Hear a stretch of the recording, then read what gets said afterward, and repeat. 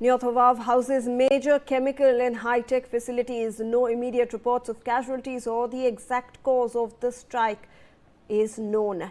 This comes as Iranian missile strikes continue to target areas across Israel. General Kotoch, I want to understand your observation as well. It's 1 month into the war now.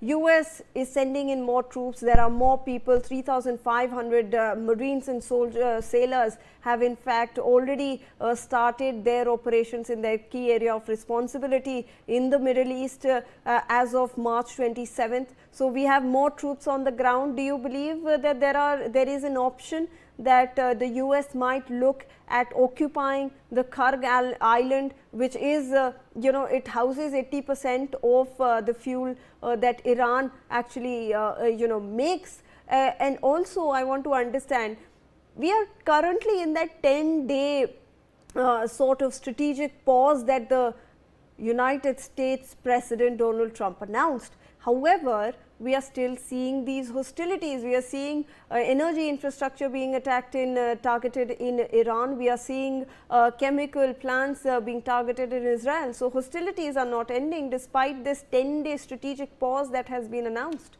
General. The strategic pause, in my view, it really means that the Americans are not going to get involved.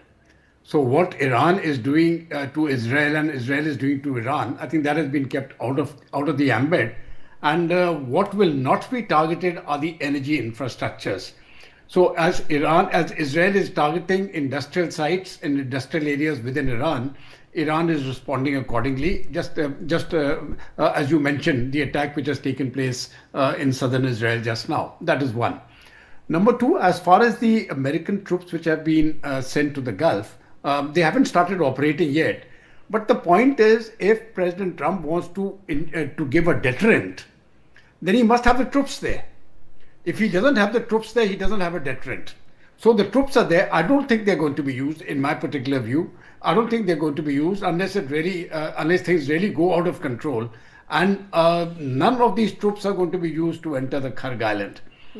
A ground invasion by Iran will put the Americans in a very awkward situation because unless they can execute a very quick victory, which I doubt.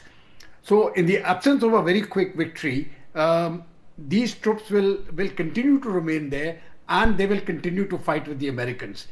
And because they will be in a tense situation, you will have to reinforce them further and further and further till the buildup comes to a few thousand, 10,000, 20,000, 30,000 troops.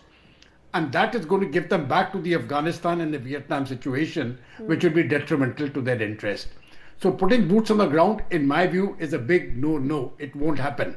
But they are being kept there as a deterrent so far as the talks go on. And this the missile firing in between Israel and Iran, I think it will continue, but they will avoid energy targets, they will avoid water sources, and they will hit at industrial targets the way they are doing now. Shivani. Very interesting perspective over there, General. I'll come back to you.